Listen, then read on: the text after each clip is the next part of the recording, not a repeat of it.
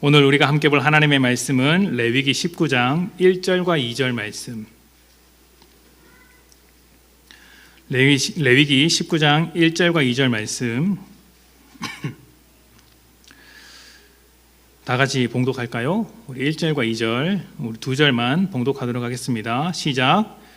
여호와께서 모세에게 말씀하여 이르시되 너는 이스라엘 자손의 온 회중에게 말하여 이르라. 너희는 거룩하라. 이는 나 여호와 너희 하나님이 거룩함이니라. 아멘. 저희 집 아이는 유치원에 다닙니다. 여러분 자녀들도 이제 유치원이나 어린이집을 다니듯이 저희 아이도 유치원에 다니는데요. 아침마다 출근하는 길에 유치원 버스를 태워 보내는 일이 제 역할입니다. 그래서 이제 유치원 버스 타는 곳에 나가 보면 여러 아이들이 모여 있는 것을 볼 수 있죠. 아이들만 있는 것이 아니라 다른 집 엄마들도 함께 모여 있습니다. 처음 나갔을 때는 다 엄마들이고 저 혼자 아빠인 거예요. 민망하죠. 그래서 좀 어색하게 서 있었는데 지금은 익숙합니다. 그래서 그분들이 3355 이렇게 모여서 이야기하는 것들도 듣고 이렇게 있죠.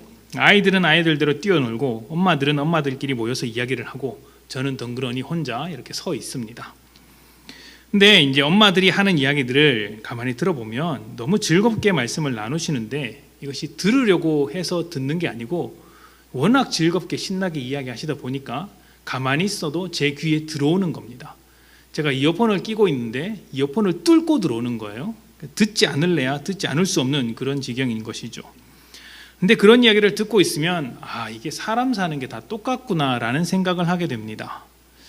어떤 엄마가 아이들을 키우면서 가졌던 고민, 남편과의 관계, 시댁이나 처가, 식구들과의 여러 가지 관계, 친정 식구들과의 관계를 꺼내놓으면 다른 엄마들도 똑같은 일을 겪었다고 이야기하면서 그 엄마에게 상담을 해주는 거예요. 그러면 저는 저 나름대로 그 이야기를 가만히 듣고 있습니다. 왜 듣겠습니까? 저에게도 똑같은 고민들이 있기 때문이겠죠. 아이들을 키우면서 생기는 고민들이 있기 때문이고, 그러면 그 엄마들 중에는 정말 현명한 답을 가지고 있는 엄마들이 있습니다. 그럼 그분들을 이야기를 듣고 배우기 위해서 듣고만 있습니다. 우리가 이렇게 서로 이야기를 나눌 수 있는 것은 어쩌면 사는 모양이 다 비슷하기 때문일 것입니다. 같은 나라 안에서 살고 있고요. 또 우리는 경북 그리고 경북도청 신도시라는 같은 지역에 모여 살고 있습니다. 또 비슷한 나이대의 아이들을 키우다 보니까 사는 게 다 고만고만하고 그래서 그런지 크게 차이 나는 것이 없어 보입니다. 이렇게 삶을 쉽게 나눌 수 있는 이유이기도 하겠죠. 삶의 배경이 비슷하면 사는 모양도 비슷합니다. 똑같이 먹고 사는 것으로 고민하고 자녀를 키우는 것으로 고민하고 세금 내는 것으로 고민하고 나라 걱정, 집안 걱정, 건강 걱정을 하면서 살아갑니다. 그리고 이런 고민들은 그리스도인이라고 해서 딱히 달라지는 것은 아닌 것 같습니다. 똑같이 고민하는 것이죠. 아침에 모여서 고민하는 엄마들이 다 교회 다니는 분들은 아닐 텐데 자녀들을 어떻게 교육시킬까? 어떻게 잘 먹일까? 어떻게 좋은 인성을 가지게 할까? 이런 고민들을 우리도 똑같이 하더라는 것입니다. 그런데 그렇다고 완전히 똑같다고 말하기에도 좀 어려울 것입니다. 그리스도인과 믿지 않는 사람들은 아무래도 달라야 하겠죠. 비슷한 삶 위에 올려져 있더라도 같은 배경 위에서 살아가더라도 다른 면이 있어야 하는 것입니다. 자, 그러면 무엇이 달라야 합니까? 좀 더 착하게 살아야 할까요? 그렇지는 않습니다. 착하지 말아야 한다는 것이 아니라 그리스도인이라면 착한 삶을 살아야 하는 부분이 있지만 착한 사람들이 그리스도인은 아니라는 거예요. 착한 사람 이꼴 그리스도인, 이것은 아니라는 것입니다. 착한 것과 그리스도인이 되는 것은 조금 다른 문제입니다. 때때로 그리스도인들은 조금 더 투쟁적일 수가 있고 때때로 그리스도인들은 조금 더 단호한 입장을 보일 때가 있습니다. 착한 사람이라는 것은 그리스도인으로서 살아가는 여러 가지 모습 중에 하나가 될 수 있겠지만 그 착하다는 것이 그리스도인의 정체성을 설명해 주는 것은 아니라는 것이죠. 그리스도인이 세상과 다른 것은 중심점이 다르다는 거예요. 살아가는 중심이 다르다. 세상 사람들은 자기를 중심으로 살아갑니다. 그런데 그리스도인들은 하나님을 중심으로 살아가죠. 중심이 다르면 그 중심에 따라 나머지 모든 것들도 달라지게 되겠죠. 그래서 세상과 그리스도인은 같은 배경, 같은 모양으로 삶을 사는 것처럼 보이지만 완전히 다른 삶을 살아간다고도 할 수 있는 거예요. 가장 핵심적인 것, 중심이 다르기 때문입니다. 예를 들면 세상 사람들은 자기를 중심으로 살기 때문에 자기 유익을 포기할 수 없습니다. 그래서 돈을 붙잡고 살아갑니다. 돈을 포기해야 한다면 그에 해당하는 기쁨, 자기 만족, 자기의 배부름이 있어야 하고 그것도 아니라면 보람이라도 있어야 합니다. 자기가 얻는 것이 있어야죠. 하지만 그리스도인들은 하나님을 중심으로 살기 때문에 자기를 위한 것이 아니더라도 포기할 수 있습니다. 자기는 근근히 살면서 더 중요한 가치를 위해서 자기의 소중한 것을 포기하는 자리까지 갈 수 있는 것입니다. 이것이 삶의 중심점이 다르기 때문에 가능한 거예요. 삶의 중심점이 다르기 때문에. 이렇게 삶의 중심점이 다른 것, 그로 인해서 다른 행동이 나오고 다른 결과가 나오는 것을 성경에서는 구별되었다라고 설명을 합니다. 너희는 구별된 존재들이다. 그리고 이 구별되었다는 말이 또 다른 말로는 거룩하다라고 이야기를 하는 것이죠. 거룩함, 거룩하다. 이 말을 들으시면 어떻습니까? 제가 느끼기에 많은 그리스도인들이 이 거룩이라는 말을 굉장히 부담스러워하는 것 같아요. 왜냐하면 흠이라고는 찾아볼 수 없는 그런 모습을 생각하기 때문이죠. 그런데 내 현실을 보면 흠이 많거든요. 거룩과는 너무 어울리지 않고 또 그렇게 흠 없는 삶을 살기란 어렵고 자신이 없기 때문에 거룩하라는 말씀을 들으면 굉장한 부담감으로 다가옵니다. 그래서 하나님께서 거룩한 것처럼 우리도 거룩해야 한다는 말씀이 무거운 짐이 되기도 하죠. 어떻게 내가 거룩해질 수 있는가? 흠이 없는 삶을 살아갈 수 있는가? 그런데 이것은 거룩이라는 것을 어떤 행동으로만 생각하기 때문에 벌어지는 일입니다. 행동이 따라와야 하지만 사실은 중심에 관한 일이에요. 중심. 그리고 이 중심이 바뀌면 당연히 행동도 자연스럽게 따라오는 것입니다. 사람들이 거룩에 대해서 어렵게 생각하는 이유는 중심의 문제라고 생각하지 않기 때문입니다. 중심을 확인하지 않고 행동만 신경 쓰니까 이 모든 것이 불가능한 문제처럼 여겨지더라는 거예요. 먼저 마음을 바꾸고 중심을 생각해야 하는 문제입니다. 그러니까 바퀴처럼 돌아가는 삶에 그 바퀴를 바꾸는 것이 아니라 그 바퀴를 돌리는 삶의 축을 바꿔야 하는 문제고, 자동차가 지나가는데 운전대를 잡은 손, 자동차를 바꾸는 것이 아니라 그 운전자를 바꾸는 문제라는 것이죠. 이것이 거룩과 관련된 것인데 오늘은 이 이야기를 조금 더 구체적으로 나눠보도록 하겠습니다. 자, 성경에서 거룩을 가장 많이 다루는 곳이 어디냐고 묻는다면 아마 레위기일 거예요. 사실 레위기는 성경 통독을 어렵게 만드는 걸림돌이라고도 불립니다. 많은 분들이 성경을 읽다가 레위기에 와서 포기를 하죠. 왜냐하면 지금의 우리와 전혀 상관없는 것처럼 보이는 온갖 제사제도, 온갖 절기들에 대한 이야기로 가득하기 때문입니다. 이것이 일종의 법전이라고 할 수 있는데 우리나라 헌법도 읽어보면 어려운 용어로 가득해서 읽기가 참 어렵습니다. 사법고시를 준비하는 사람들이 그렇게 고생하는 이유도 어렵기 때문이겠죠. 하물며 지금 우리와 당장 상관이 없는 아주 먼 옛날 시대의 법을 읽는 것이 쉬운 일은 아니죠. 이 법을 왜 지켜야 하나? 우리가 왜 읽어야 하나? 이런 절기를 지키지도 않는데, 제사를 지키지도 않는데 왜 우리가 이것을 읽어야 하나 생각하게 됩니다. 그래서 성경 통독을 하다가 레위기쯤 와서 실패하는 이유가 다 있는 것이죠. 그럼에도 많은 목회자들과 학자들은 이 레위기를 구약 성경의 다이아몬드라고 이야기합니다. 아주 가치 있는 책, 보물과 같은 책이라고 이야기를 하고 있죠. 특히 유대인들은 5살이 되면 성경을 교육하기 시작하는데 레위기부터 가르친다고 합니다.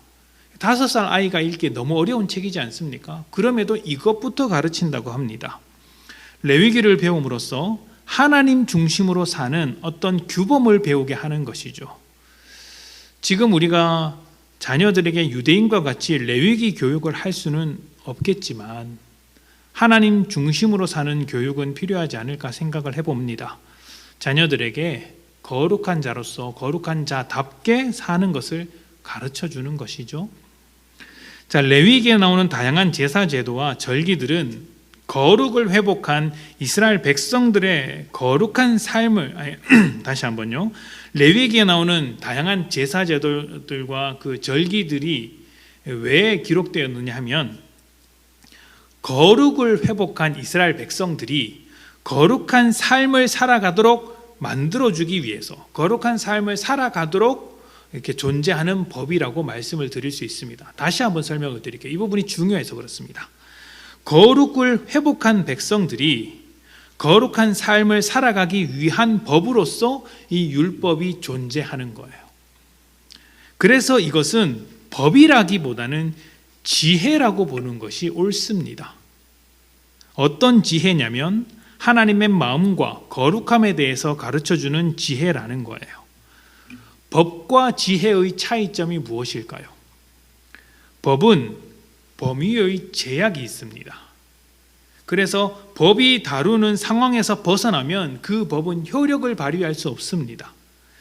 예를 들면 절도에 관한 법이 있다고 해봅시다. 그런데 이 법을 강도 사건에 적용할 수 있을까요? 적용할 수 없죠. 만약 우리나라에 강도 사건에 해당하는 법이 없다면 강도를 저지른 사람은 무죄입니다. 그렇지 않습니까? 그것과 관련된 법이 없기 때문이죠. 이렇게 법은 범위의 제약이 있습니다. 법이란 것이 그런 것이죠. 그런데 지혜는 다릅니다. 지혜는 이 범위의 제약이 없습니다. 지혜는 이런 것들을 가르쳐 주지 않습니까?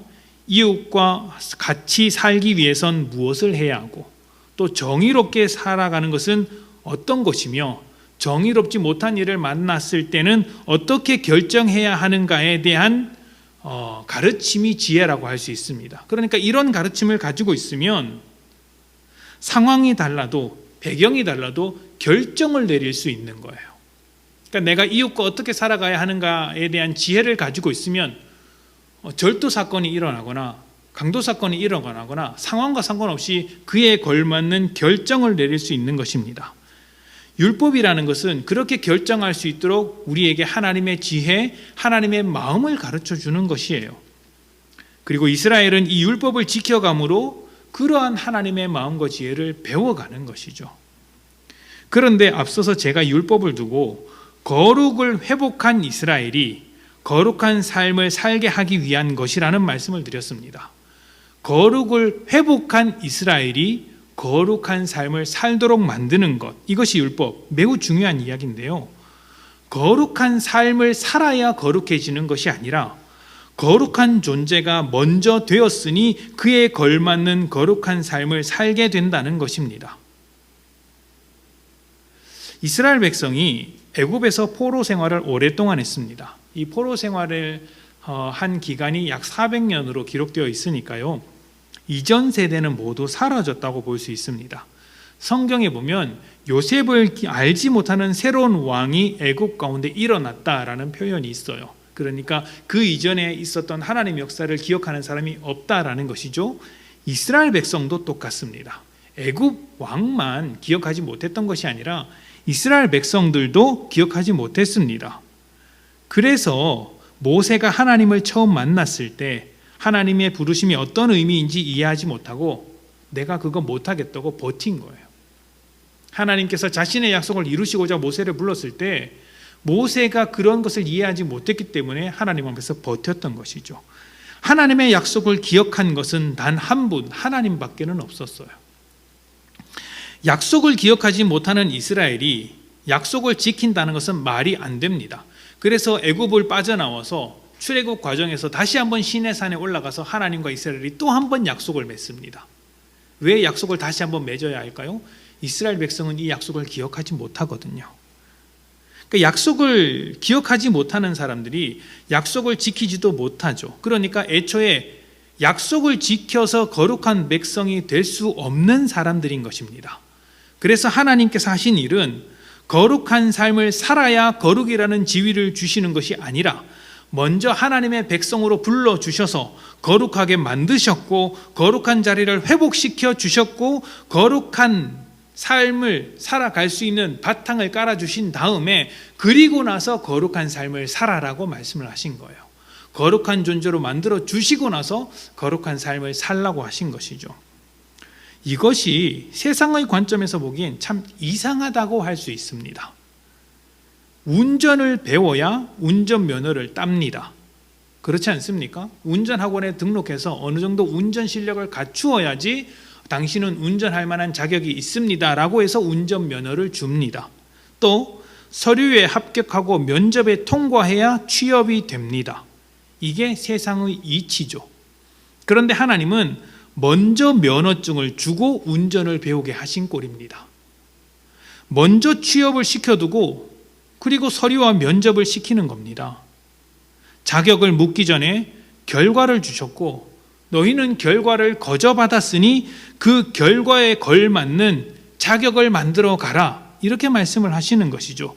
그래서 이것을 세상에서 찾아볼 수 없는 은혜라고 이야기를 하는 거예요. 너희가 자격이 있어서 이 결과를 얻은 것이 아니다. 약속을 기억하고 있는 내가 너희에게 결과를 만들었다. 너희는 결과를 가진 자로서 이 결과에 걸맞는 자격을 갖추어 가라. 하나님의 은혜로 거룩한 삶을 살기 위해서 거룩의 지위, 거룩의 존재로 회복되었습니다. 이렇게 회복되었다는 것은 다시 말하면 회복되기 전에는 무슨 말이에요? 거룩함이 없었다라는 것이죠. 거룩함이 파괴되어 있었다는 말입니다. 그렇죠? 그러면 언제 파괴되어 있었을까요? 우리가 잘 알죠? 에덴 동산에서 선악과를 먹었을 때 우리의 거룩함이 파괴되었던 거예요. 처음 사람이 지음받았을 때 하나님의 형상을 따라 지음받았다고 했습니다. 그러니까 그때는 하나님의 형상으로서 하나님의 거룩하심을 그대로 본받아 거룩한 존재였다고 할 수 있습니다. 이때는 하나님과 사람과의 관계가 온전했고 또 사람과 사람과의 관계도 온전했습니다. 아담과 하와가 서로를 보면서 사랑을 고백하고 그런 아름다운 관계를 맺고 있지 않았습니까? 그런데 죄를 짓고 나서 어떻게 변했습니까? 그 관계에 금이 가기 시작했고 깨져버렸죠. 일단 선악과를 먹음으로써 하나님과의 관계가 깨졌고 문제가 생겼습니다. 일방적으로 하나님과의 관계를 사람이 파괴시킨 것이죠. 제 개인적으로 이 선악과를 묵상할 때마다 느끼는 것이지만 하나님을 향한 사람의 저항, 사람의 불순종의 세기가 하나님의 사랑과 은혜만큼이나 강력하다는 생각이 듭니다. 하나님이 우리에게 은혜를 베푸시고 사랑을 주시는 만큼 사람은 반복적으로 하나님을 거절하죠. 성경의 이야기가 그렇게 증언하고 우리 역시 이 문제를 가지고 오랫동안 씨름하고 있지 않습니까? 하나님은 우리를 구원하셨는데 우리는 여전히 그 가운데서 갈등하고 있습니다. 사람이 하나님을 향해서 대항하는 것, 저항하는 것 얼마나 센 것입니까?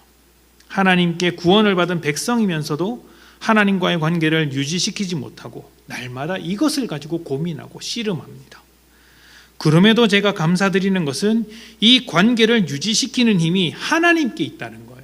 우리에게 있는 게 아니라 하나님께 있다는 거예요. 우리가 잘하고 못하고에 달린 것이 아니라 하나님께 달린 것이죠. 그래서 우리가 그렇게 씨름하고 실패하는 가운데서도 이 관계가 끊어지지 않고 유지되고 있다는 거예요. 이 놀라운 것이죠. 우리의 연약함을 모두 덮으시는 하나님의 사랑과 은혜입니다. 선악과로 하나님과의 관계가 깨진 다음에 사람과의 관계도 깨집니다. 최초의 관계, 가정의 관계, 아담과 하와가 깨진 것이죠. 서로 사랑하는 관계에서 책임을 미루고 원망하는 관계가 되었습니다. 관계를 연결하는 유일한 끈이 무엇일까요? 사랑이죠. 그런데 사람들 사이에서의 관계 속에서 사랑이 사라져 버린 거예요. 사람으로부터 시작되는 모든 사랑이 사라져 버린 겁니다. 사랑이 뭡니까? 자기보다 고귀한 가치가 생기는 거예요. 그래서 사랑 때문에 희생을 할 수 있는 거죠. 어떤 목사님은 사랑이란 자기를 뛰어넘는 것이라고 설명을 했습니다. 자기 한계를 뛰어넘는 것을 사랑이라고 해요. 그렇지 않습니까? 자녀가 생기기 전에는 자기 물건을 사는데 그렇게 많이 투자하는 사람이 자녀가 생기고 나서는 자기를 위해서 투자하는 것이 그렇게 아깝습니다. 왜 그럴까요? 내가 쓰는 것보다 자녀들이 맛있는 것을 먹는 것이 훨씬 더 가치 있기 때문이죠. 자기 한계를 뛰어넘는 거예요. 이것이 사랑인 겁니다. 그런데 이 사랑이 없어지고 무엇만 남았습니까? 자기 중심만 남은 거예요. 자기 중심만. 하나님을 향한 사랑도 없어졌고 사람을 향한 사랑도 없어졌습니다. 그러면 어떤 사랑이 남아 있을까요? 딱 한 가지가 남았죠. 우리를 향하신 하나님의 사랑만이 남아 있습니다. 사람에게는 사랑이 없으니 우리를 향하신 하나님의 사랑만이 남아 있는 거예요. 그래서 하나님이 우리에게 은혜와 사랑으로서 다가오시는 것입니다. 죄로 인해 깨진 것은 사랑이고 관계입니다. 다른 것은 다 그대로예요. 아담이 아닙니까? 하와가 아닙니까? 온 피조 세계는 피조 세계가 아닙니까? 그대로 있는 거예요. 사는 건 똑같습니다.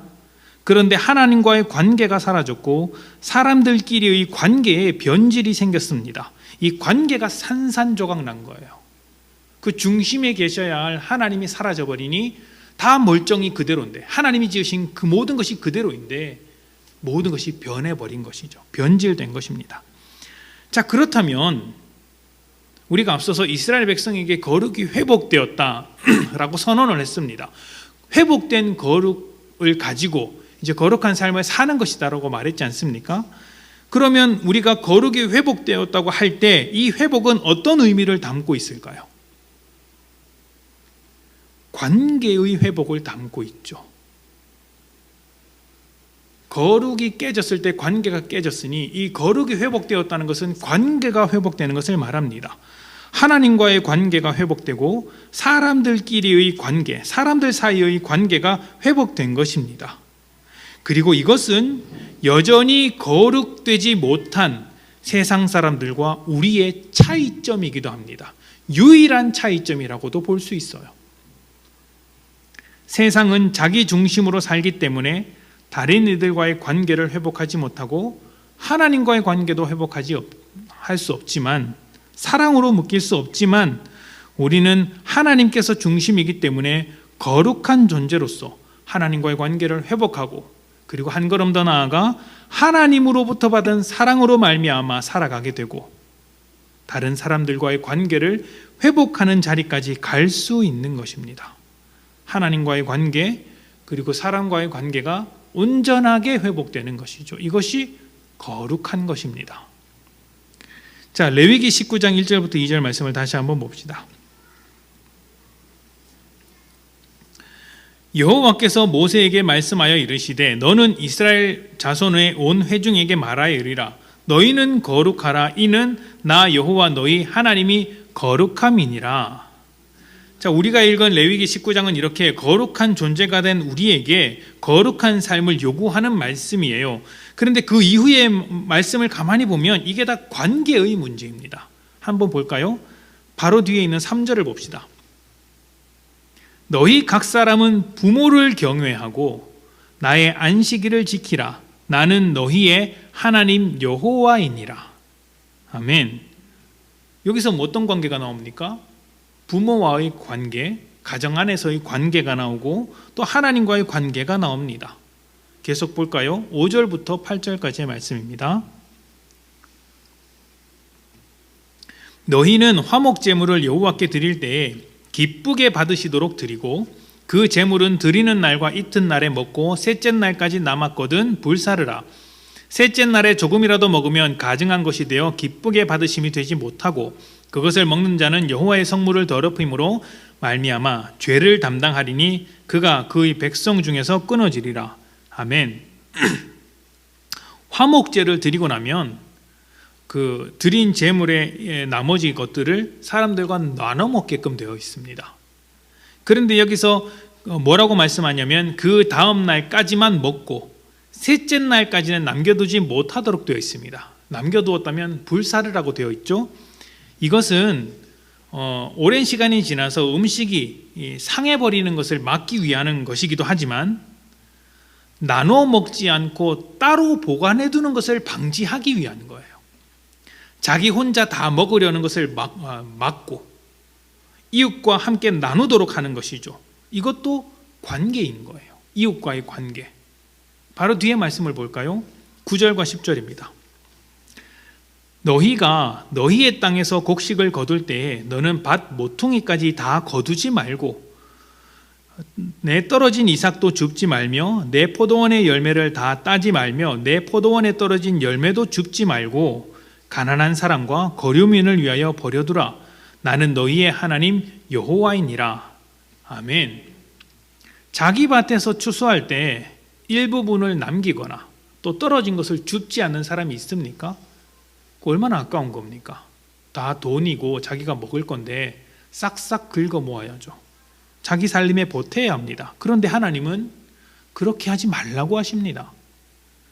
구석에 있는 것은 좀 남겨둬라.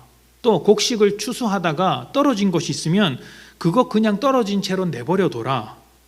왜 그렇게 하냐면 자기 밭이 없는 사람, 가난한 사람 또는 외국에서 찾아온 거류민들, 그러니까 자기 터전이 삶의 터전이 아닌 사람들이 그 남겨진 곡식을 가져다가 먹고 살게 하기 위함입니다. 그러니까 이것도 이웃과의 관계죠. 그러니까 혼자 독차지하려고 하지 말라는 거예요. 네 것이 맞는데 네 것이라도 그것을 혼자 독차지하지 마라. 이렇게 이야기를 하는 겁니다. 내 것이더라도 그래서 내가 다 가져가도 되지만 하나님의 백성이라면 그렇게 해서는 안 된다고 하는 것이죠. 이것이 거룩한 존재로서 거룩한 삶을 사는 것입니다. 거룩이라는 것은 하나님과의 관계가 회복되는 것에서부터 시작을 합니다. 그런데 하나님과의 관계는 우리가 먼저 회복할 수 없는 것이었죠. 죄인이 어떻게 하나님에게 닿을 수 있겠습니까? 우리가 할 수 있는 것은 하나님 앞에서 우는 것밖에 없습니다. 자기 죄 때문에 울고 자기의 그 부족한 모습 때문에 울고 하나님에게 닿지 못하는 것 때문에 울고 우는 것밖에 없습니다. 능력이 없고 절망할 수밖에 없어서 우는 것이죠. 그렇게 버림받는 것이 마땅함에도 불구하고 하나님은 우리에게 찾아오셨고 이 관계를 회복하셨습니다. 하나님께서 회복하신 관계이기 때문에 우리의 부족함에도 이 관계가 끊어지지 않습니다. 놀라운 사랑이고 놀라운 은혜죠. 그리고 우리는 이 사랑을 바탕으로 사람들과의 관계를 회복해 나가는 거예요. 하나님은 우리에게 그러한 사랑을 허락하셨고 사람과의 관계가 회복되기를 바라고 계시는 거예요. 그래서 율법으로 하나님의 마음을 가르쳐 주실 때 이 관계를 자꾸 말씀하시는 거예요. 관계를. 이 율법을 통해서 너희가 얻어야 할 지혜가 있다. 관계를 회복하기 위한 지혜다라고 하시는 겁니다. 관계를 회복시키는 지혜가 무엇일까요? 사랑입니다. 사랑이죠. 그래서 로마서 13장에는 이렇게 설명을 합니다. 다 같이 찾아볼까요? 로마서 13장 8절부터 10절입니다.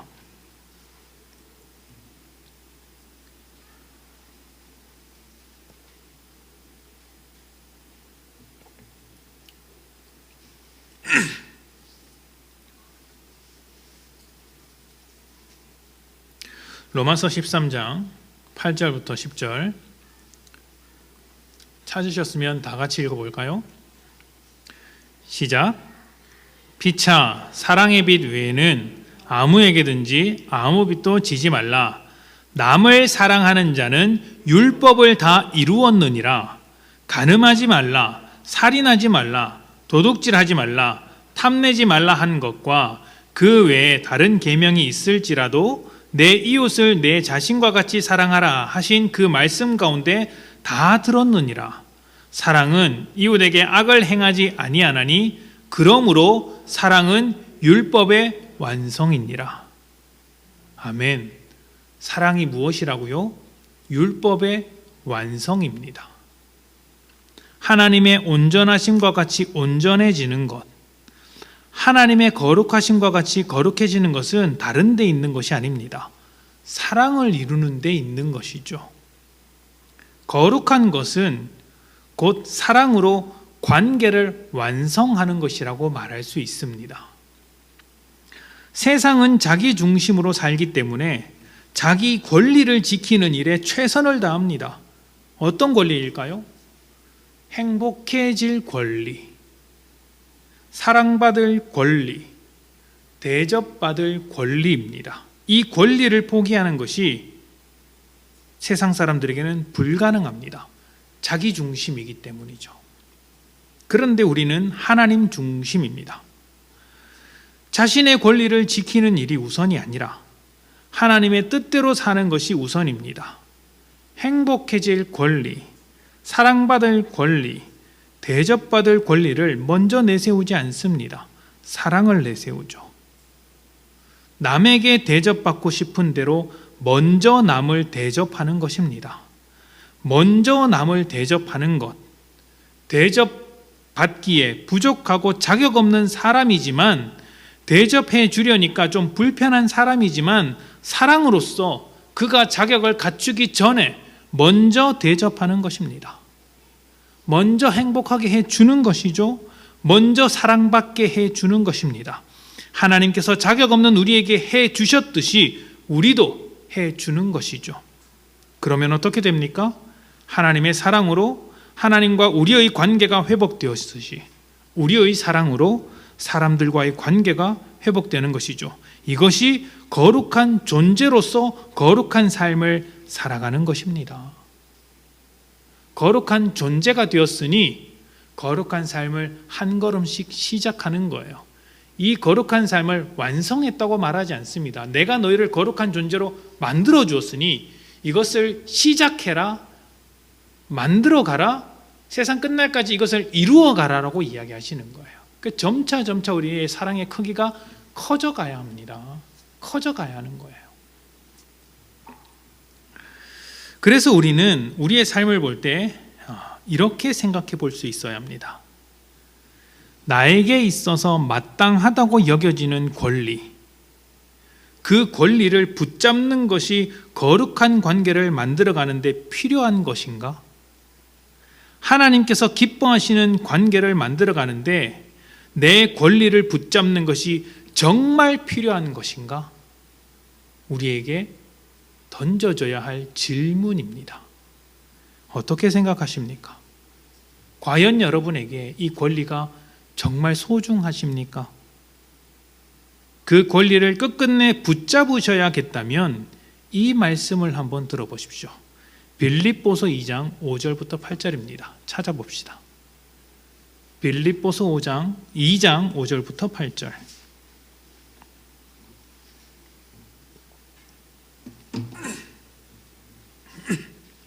빌립보서 2장 5절부터 8절 제가 봉독합니다.